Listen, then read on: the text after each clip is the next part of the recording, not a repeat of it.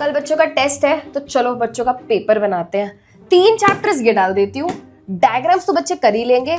अब ये टॉपिक पढ़ेंगे तो एग्जाम्पल तो भाई पढ़ने जरूरी ही है, तो ये वाले क्वेश्चंस हो जाएंगे।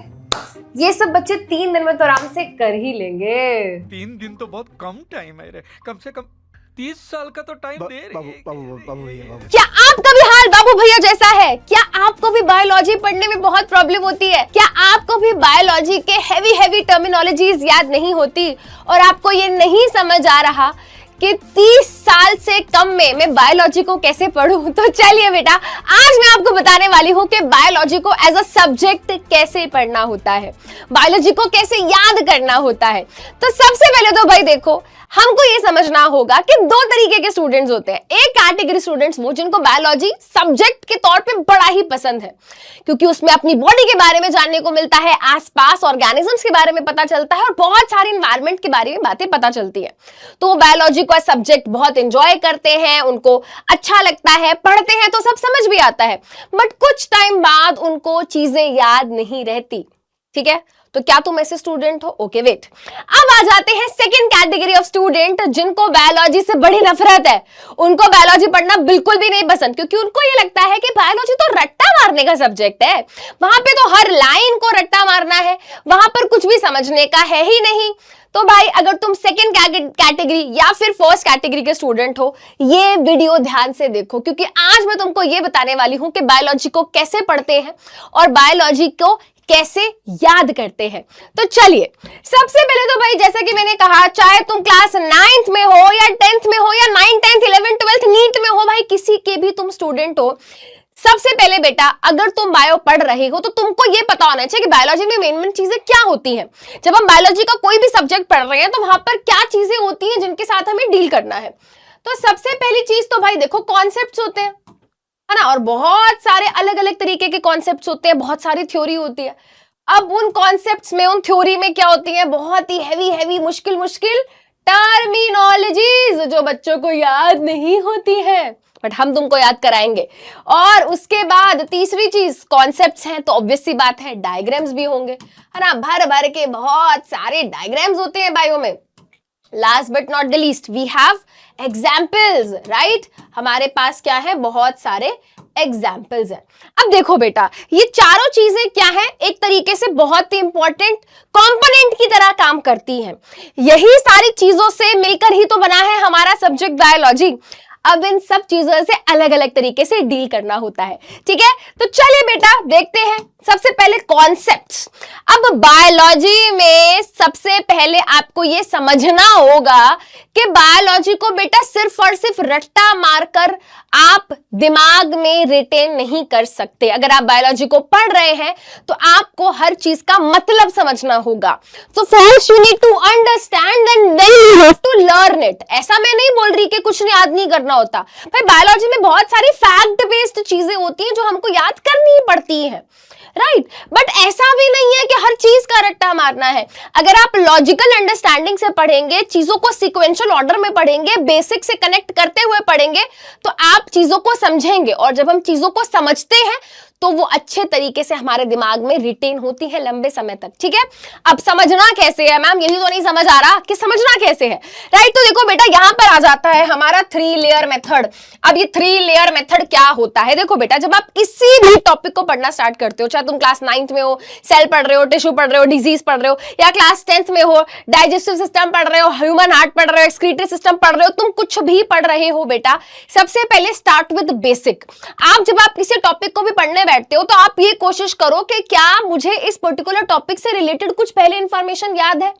उस प्रेजेंट डे टॉपिक को आप अपनी पीछे की नॉलेज से लिंक करने की कोशिश करो। जैसे फॉर एग्जांपल आप जेनेटिक्स यानी कि आप हेरिडिटी पढ़ रहे हो, क्लास 10th का टॉपिक है ना, तो वहां पर भाई पहले आपको ये याद करना है कि यार हाँ, सेल में डीएनए तो होता है। अब डीएनए है तो क्रोमोसोम क्या होता है, क्रोमैटिन क्या होता है, हैप्लॉइड क्या होता है, डिप्लॉइड क्या होता है।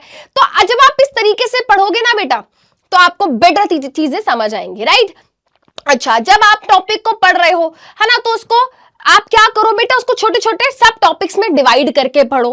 अब जब तुमने कोई टॉपिक पढ़ लिया है तो तुम ये देखो, जब तुम उसको पढ़ रहे थे, किसी पर्टिकुलर टॉपिक को पढ़ रहे थे, तो कुछ ऐसे टर्म्स आए होंगे ना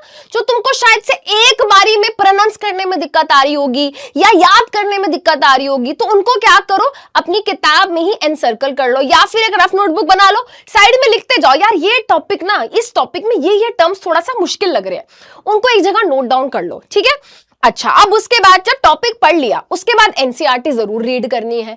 एनसीईआरटी की लैंग्वेज को डिकोड कर पा रहे हो क्या तुम? जब एनसीईआरटी को रीड कर रहे हो तो तुमको ऐसे हो रहा है दिमाग में, हाँ यार ये पढ़ा है मैंने, यही तो बात लिखी हुई है, मैम ने ये पढ़ाया था क्लास में, यही तो बात यहाँ पर लिखी हुई है। तो NCERT reading is very must. और उसके बाद आ जाते हैं क्वेश्चंस। भाई questions questions questions questions questions ही तो आते हैं पेपर में। और किसी पर्टिकुलर टॉपिक को पढ़ने के बाद तुम किसी पर्टिकुलर टॉपिक से रिलेटेड क्वेश्चंस अगर सॉल्व कर पा रहे हो ना, तुम वहां पर हाउ का आंसर कर पा रहे हो, व्हाई का आंसर कर पा रहे हो, दैट मींस तुम्हारा वो टॉपिक अच्छे से कवर हो गया है। सो यही है बेटा हमारा 3 लेयर मेथड। बेसिक से स्टार्ट करो, एनसीईआरटी को डिकोड करो और क्वेश्चन प्रैक्टिस करते चलो, और ये तीनों चीजें अगर कर पा रहे हो दैट मींस आपका टॉपिक रेडी हो चुका है। अब आ जाती है बहुत सारे बच्चों की प्रॉब्लम, रिवीजन। क्योंकि जब पढ़ने बैठते हैं सब समझ भी आता है, सब याद भी हो जाता है, बट कुछ टाइम बाद चीजें रिटेन नहीं रह पाती। तो यहां पर बेटा 2 चीजें हैं, एक है हमारा फ्लो चार्ट मेथड और एक है हमारा एक्टिव रिकॉल मेथड। अब देखो बेटा, फ्लो चार्ट मेथड आपको वहां पर रिवाइज करने में हेल्प करेगा जहां पर कुछ प्रोसेसेस है। जैसे भाई यूरिन फॉर्मेशन हम पढ़ रहे हैं, तो हाँ वहां पर हम ना इस तरीके से क्या बना सकते हैं, फ्लो चार्ट बना सकते हैं कि पहले ग्लोमेरुलस में गया, फिर हमारा फिल्ट्रेट गया हमारे टिब्यूल में, फिर वहां पर सिलेक्टिव रीअब्जॉर्प्शन हुई। तो आप फ्लो चार्ट बना के एरो बाय एरो उस चीज को पढ़ सकते हो। या फिर ह्यूमन हार्ट में जो ब्लड का सर्कुलेशन हो रहा है वो कौन से चेंबर से कौन से चेंबर में जा रहा है, वहां फ्लो चार्ट बना बना के लिखोगे तो आपको चीजें क्या हो जाएंगी बेटा, अच्छे से रिवाइज हो जाएंगी। बट जहां पर बहुत सारी थ्योरी होती है वहां पर एक्टिव रिकॉल मेथड चलता है।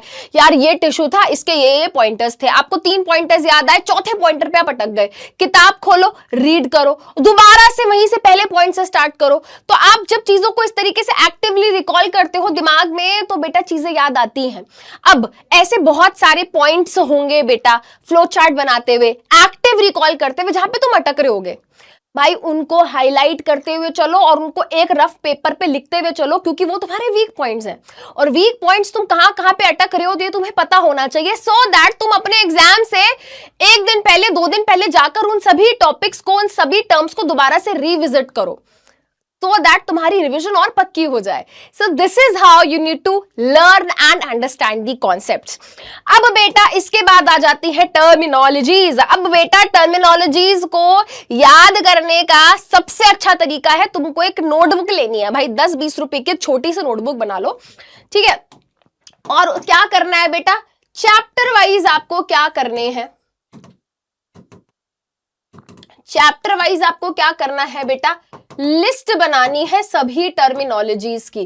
जैसे भाई फॉर एग्जांपल मान लो मैं लाइफ प्रोसेस चैप्टर पढ़ रही हूं, है ना, तो मैं यहां पर लिखूंगी लाइफ प्रोसेसेस, और लाइफ प्रोसेसेस से रिलेटेड जो भी बेटा नई नई टर्मिनोलॉजीज आपको जानने को मिली, है ना, जैसे कि भाई हमें होलोजोइक न्यूट्रिशन, हमें सेप्रोट्रॉफिक न्यूट्रिशन, पैरासिटिक न्यूट्रिशन सुनने को मिला, या फिर आपके लिए कोई टर्म था, जैसे कि मान लेते हैं आपके लिए टर्म था एसिमिलेशन, कोई नया टर्म था। ऐसे टर्म्स जो आपको याद नहीं हो रहे हैं, है ना, उनको इस तरीके से क्या करो बेटा, लिखते चले जाओ। भाई हमें मैम एसिमिलेशन नहीं समझ आया, या समझ आया बट हमें पता नहीं हम याद रख पाएंगे या नहीं रख पाएंगे, है ना, हमको सिस्टोल नहीं पता, राइट, हमको फॉर एग्जाम्पल मैम हमें रीएब्जॉर्प्शन का मतलब नहीं पता।